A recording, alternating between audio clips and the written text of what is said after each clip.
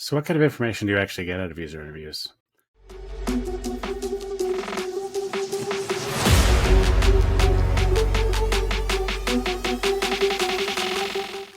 Welcome back to Listen to Leo. In today's video, I wanted to walk through my experience with my first user interview for my AI co-founder. So this was with my first actual user of the app who isn't me, which is always good. And it was incredibly insightful. First of all, I tried to really give her a chance to just talk about what she was doing with her business and the types of things she was experiencing in her day to day. During one of our conversations, we had been talking about possible integrations. And so I asked her about workflows related to those integrations that she mentioned so that I'd have an idea of what kind of things she was struggling with and how that actually came into play in what an AI co-founder might actually provide. So it's not about you and your app. This is one thing you need to remember when doing user interviews. In fact, I tried to barely mention the app itself.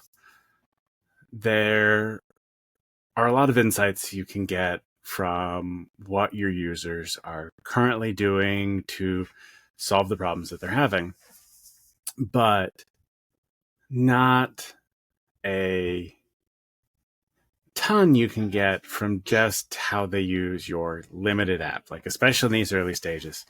Again, we're in early alpha. It's something that I'm trying to figure out. Will people use it?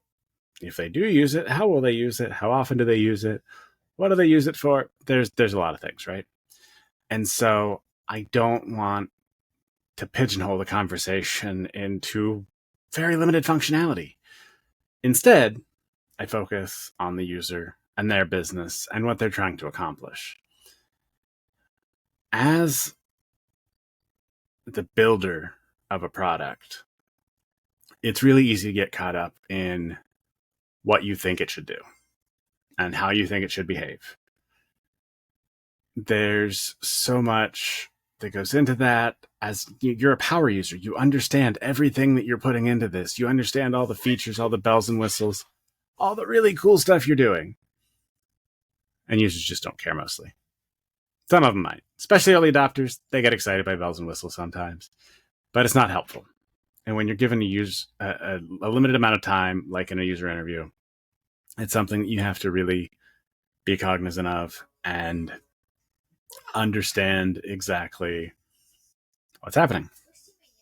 And so we focused a lot on her business, what issues she was facing, and how that went. And honestly, one of the coolest insights I got was the fact that she wasn't exactly the target audience. So my thinking with my AI co-founder was that it would be an indie hacker, someone who didn't have a team, right?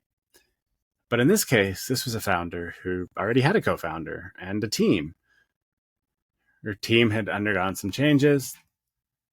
They weren't able to secure funding, so they had to shrink down. And so they went from going with more people into a smaller number of people and are trying to adapt to just stay alive. That's tough as a startup.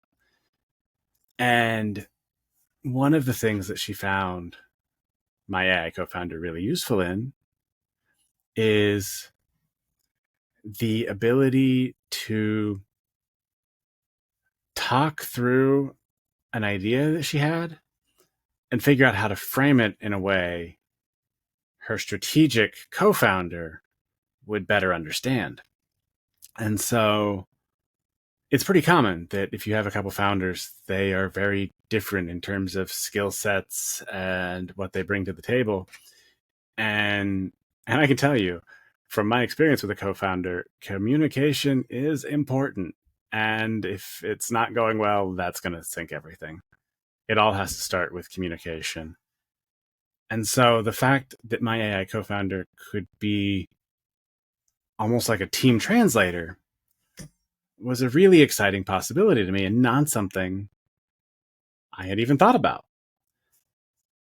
And so that's where you get into some of the usage and seeing how people actually use your product that can give you certain insights into how they see things. And all in all, I thought it was a pretty successful interview.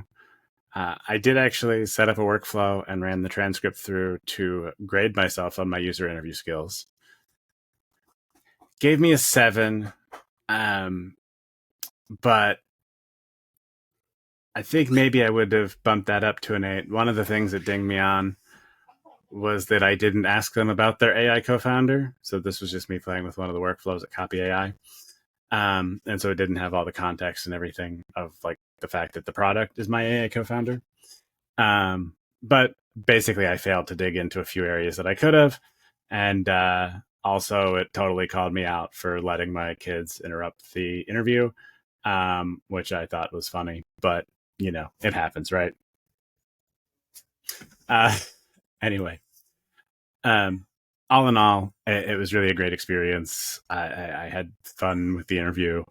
Um, got a ton of just really good insight, and now it's all about taking that, going into it, finding a few more users, and getting people trying it, setting up more user interviews. Did it once. Now time to do it a whole bunch more. It's fun building products. Anyway, thanks for watching. I'll see you in the next video.